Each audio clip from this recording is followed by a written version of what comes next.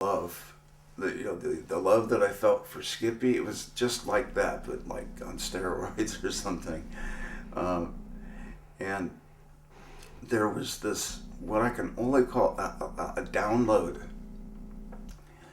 where it was like billions of questions were answered in just a moment. Just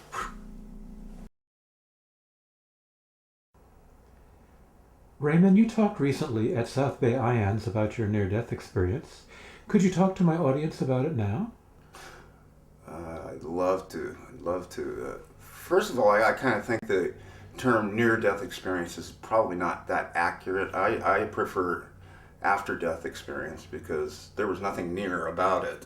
I mean, I was gone, and came back. So and my entire this happened when I was 9 years old, 1966, and back then, this was a taboo subject. It was not part of our popular culture, and I learned very early on not to talk about it because people will look at you sideways.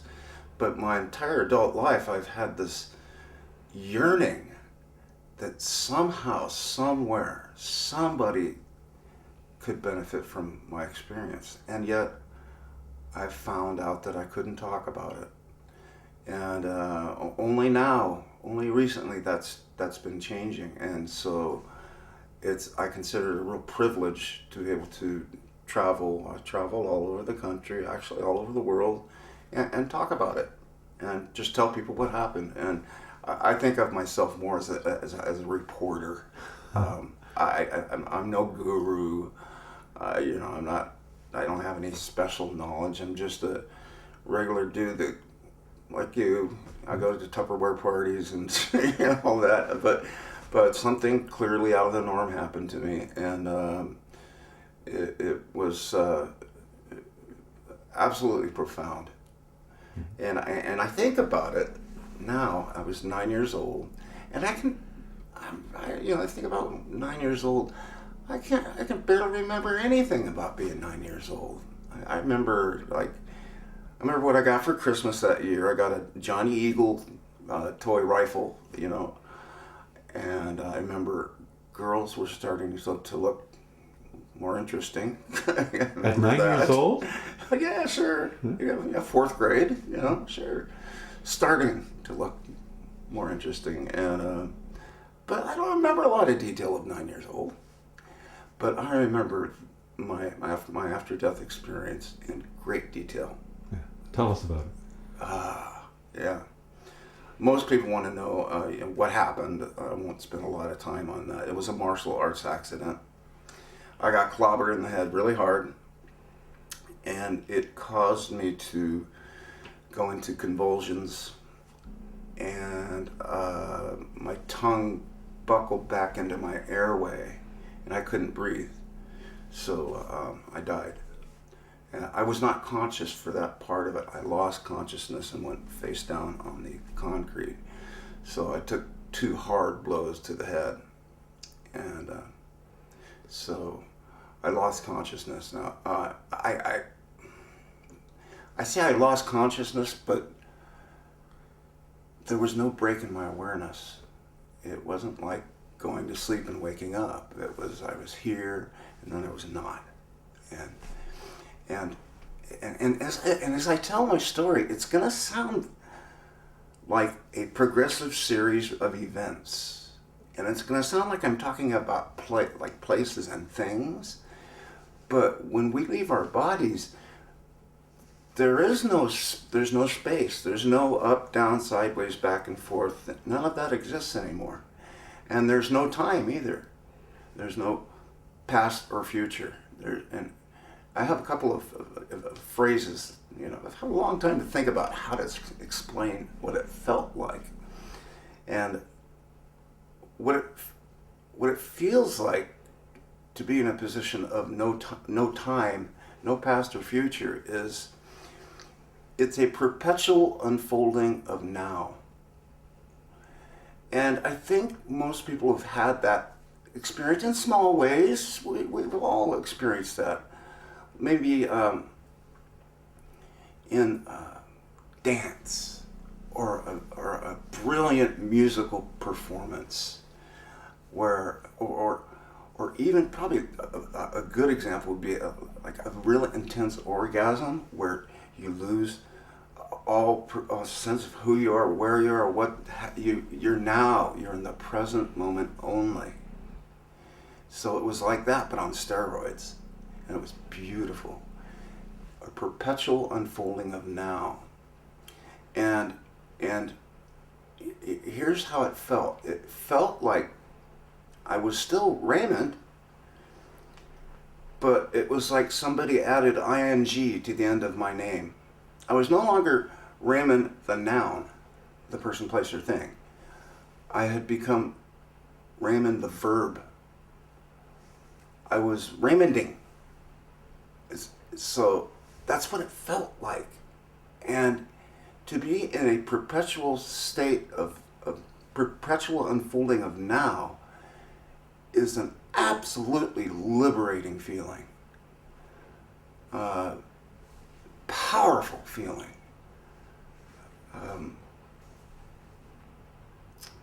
And I'll describe what it feels like to not have a body, because I didn't have a body either. I was a floating sphere of awareness. That's the best I can do to describe it. But, time and space are built right into our language. And so when I describe this stuff, it's going to sound like I'm talking about a progressive series of events. And it's going to sound like I'm talking about stuff, but I'm not. It's just the limitations of our language. So when I left my body, I didn't know where I was, what was happening. I didn't remember the accident. I was in the just present moment now. There was no place or stuff. I was in what I can only call a void, and there was no color, there was no light, there was no dark, there was no gravity, no sensations. It was nothing, and it was I was really disoriented. I didn't know what was happening, and I still could reason. I still had the powers of, I was trying to figure out what was going on, and it frightened me. I became more and more disoriented and more scared, because there was nothing I could grab onto to know who I am, where I am, what was happening. There was just, excuse me, nothing there. And the fear started ramping up and amplifying, and I got more and more scared. And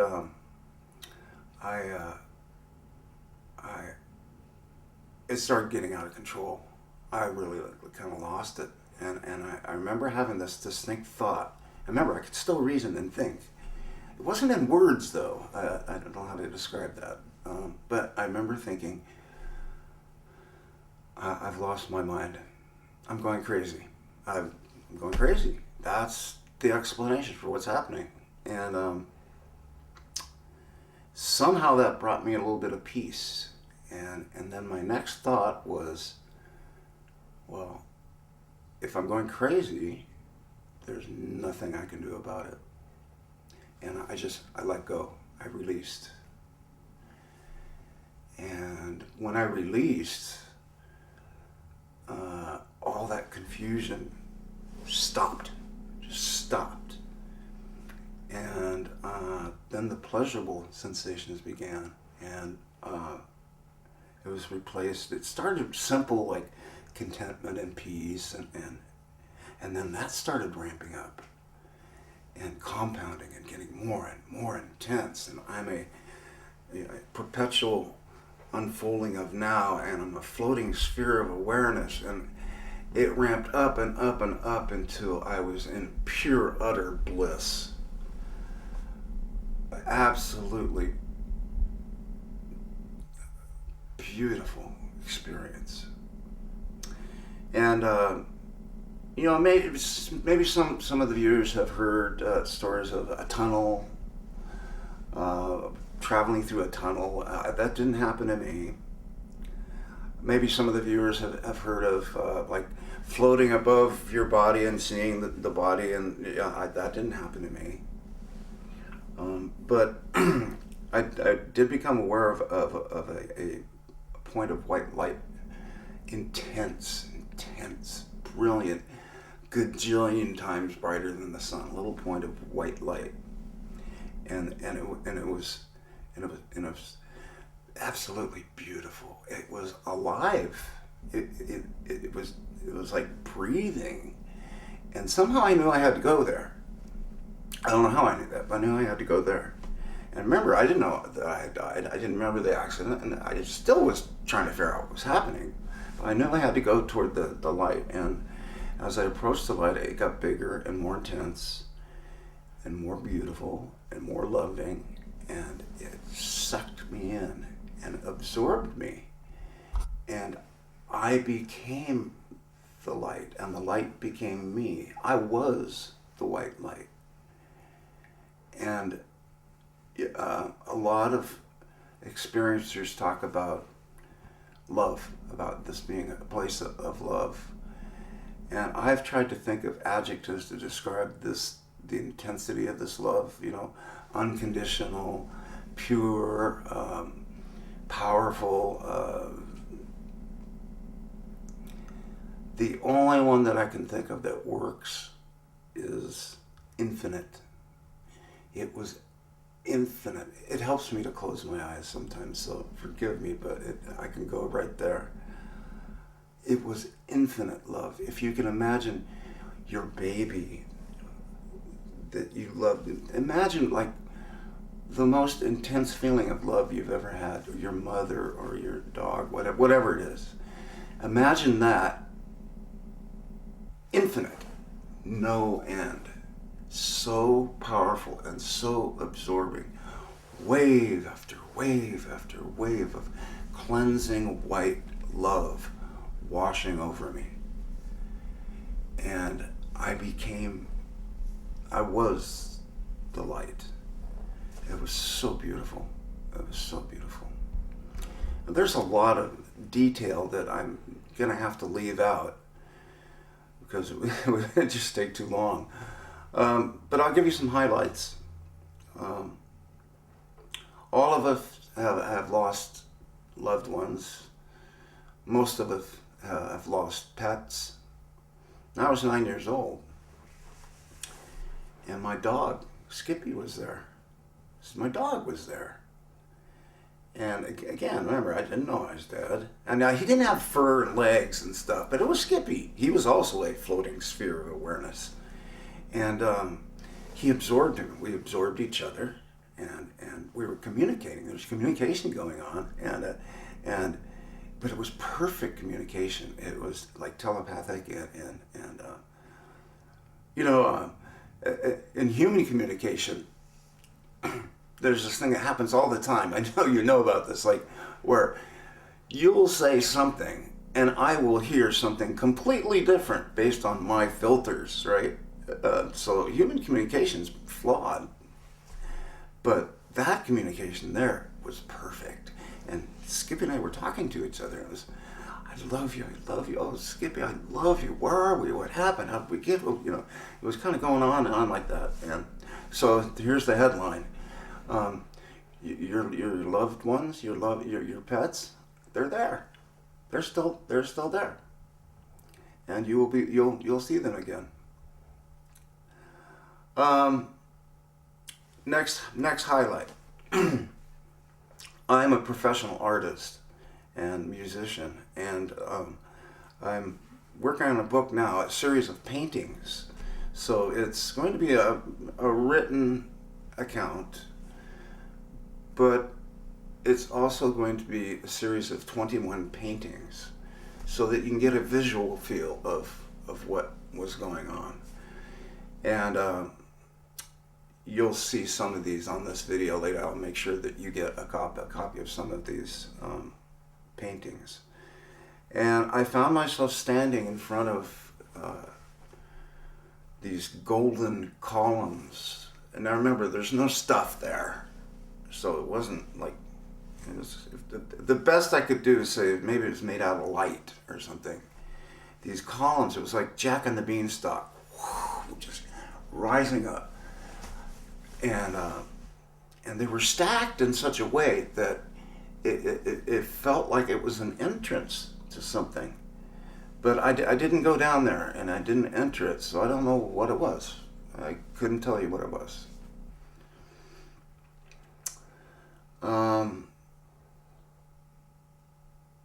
Next headline. I was greeted by a being of some sort, a spirit of some sort, a floating sphere of awareness. He knew me. By the way, it was a masculine presence, and he knew me. I couldn't tell you what this thing was. It could have been an angel, or it didn't look like anything. It didn't have a body, but it was an intelligent being like me. And he knew me, and he called me by name. He said, "Raymond, come here. I want to show you some things." Right? And then, so he absorbed me, and I absorbed him. We became one, and we fell in love. The love that I felt for Skippy, it was just like that, but like on steroids or something.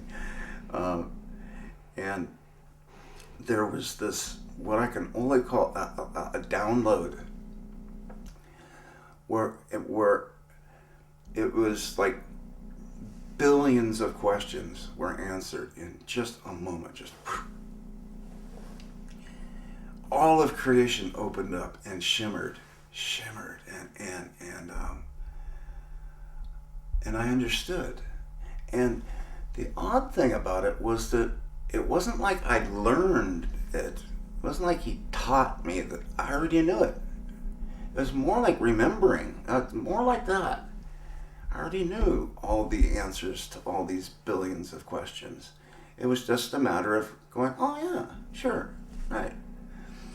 And I understand how everything, how the universe, how the multiverse works. Everything made perfect sense.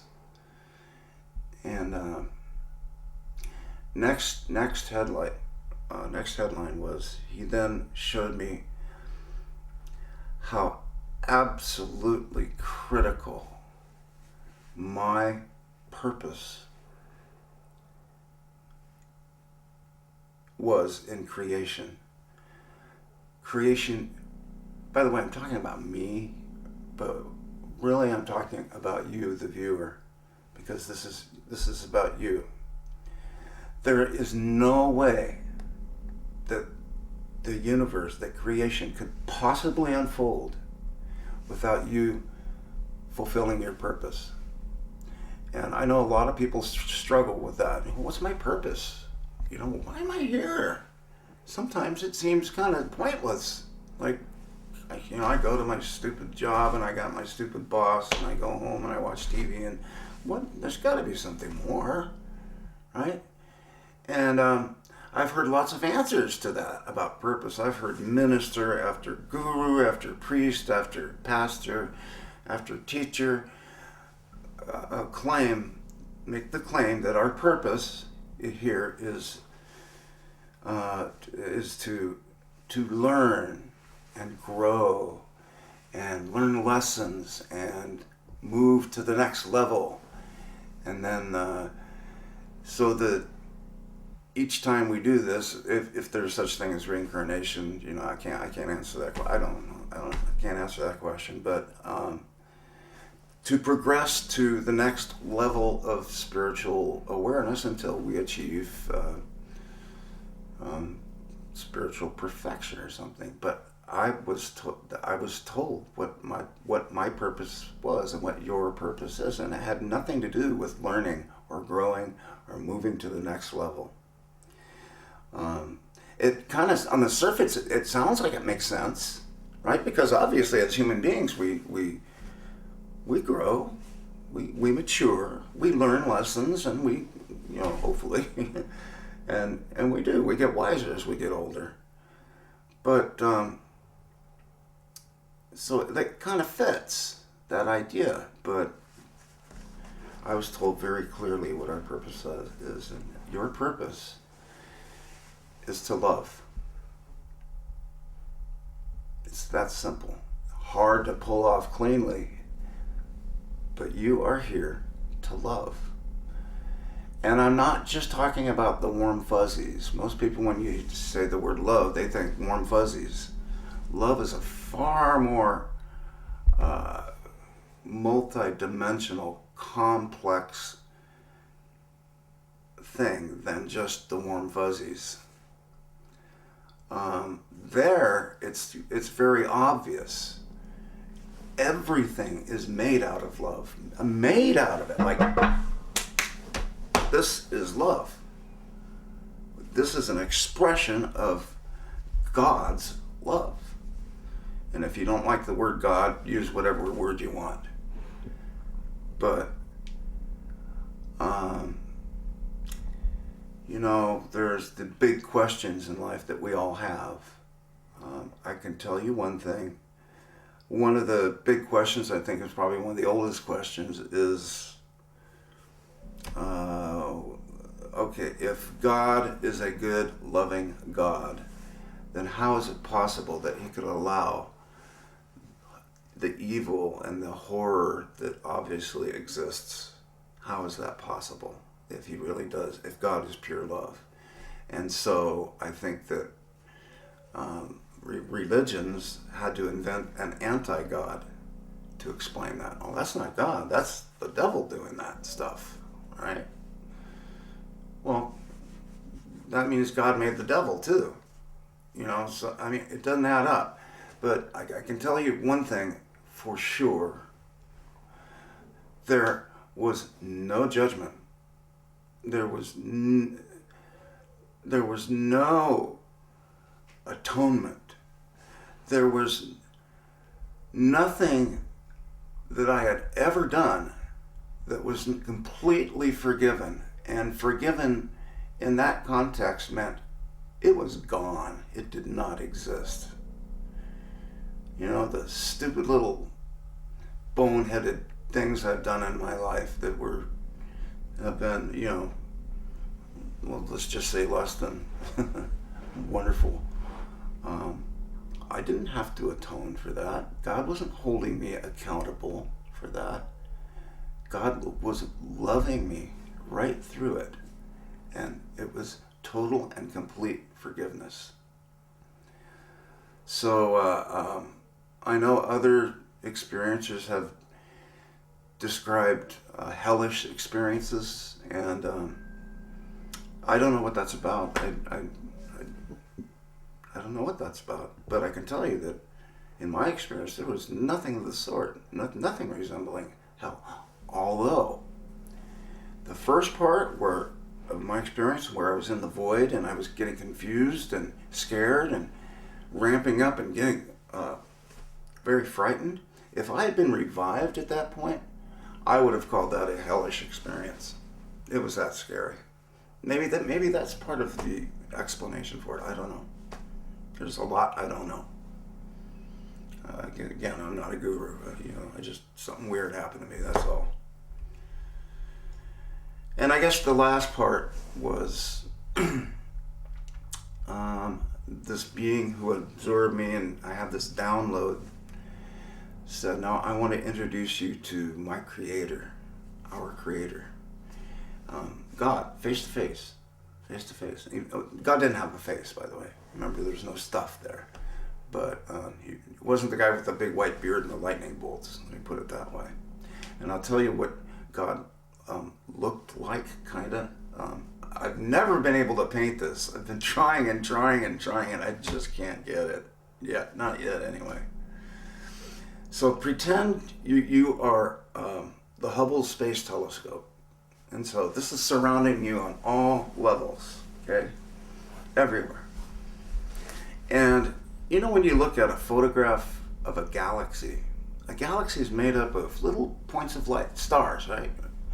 Little points of light. Jillions of them, right? And in this case, it was infinite. It went on forever. Little points of light. And I was one of those points of light. And we were all connected. And each one of those points of light was every tsetse fly, every snail, every human being, every rock who had ever lived. And that's right, rocks are alive. I can't explain that. But rocks are also made out of love. Everything is made out of love. So it was like every being who had ever lived was there. And we were all connected. We were all one thing. Now, we were separate. I was still Raymond, me. But I was also we collectively together were God. And I had this feeling of, I have all the potential and power of God. I wasn't God, but somehow through the connection with all the other points of light, I was God. So I wasn't God, but I was God. And it was like this one big thought, one big floating sphere of awareness. And we were singing, and I'll never forget this. This was so beautiful. It was worship. That's the best word I can describe it. And it was about love. And it makes music as we understand it, it seemed like a cheap imitation. I could taste it and touch it and swallow it and digest it. And it took on whole other dimensions. And we were singing, I love you. We love you. We were worshiping one another with pure infinite love. And it was the most beautiful thing. And I know a lot of people have a fear of death. I have zero fear of death. Matter of fact, I want to go back. I can't wait. I'm in no hurry. I'm here to dance. I'm here to play this out as long as I can. But one thing I can tell you is that suicide won't work. If you're thinking about that, you can just scratch that one off the list, because it's not going to do what you think it's going to do. And I'm not exactly sure what that means. Again, I'm no guru, but I know that was one of the things that I was shown, is that no, you're not going. There's no short way around. You're not going to die until you fulfill your purpose. So we told me that when I say we told me, that it's not my time and I had to go back. And I threw a spiritual temper tantrum. I said, I'm not going back. I didn't even know what back was, right? I didn't know I died. And I said, no, I'm not going back. Got this all wrong. And then once again, I was told, it's not your time. You have to go back. But you can come back anytime you want, once you fulfilled your purpose. And then I was sent back to my body. Raymond, I'd like to thank you so much for relating your experience. And I have some questions for you. Yeah. Can we do a part 2 to this? I can ask you some questions about your experience? Sure. Okay. Yeah, there's a whole lot of after effect things that should probably be spoken about. But yeah, go ahead, yeah. Ask away. Okay. Then stay tuned for part 2. Yes. Thank you. Welcome.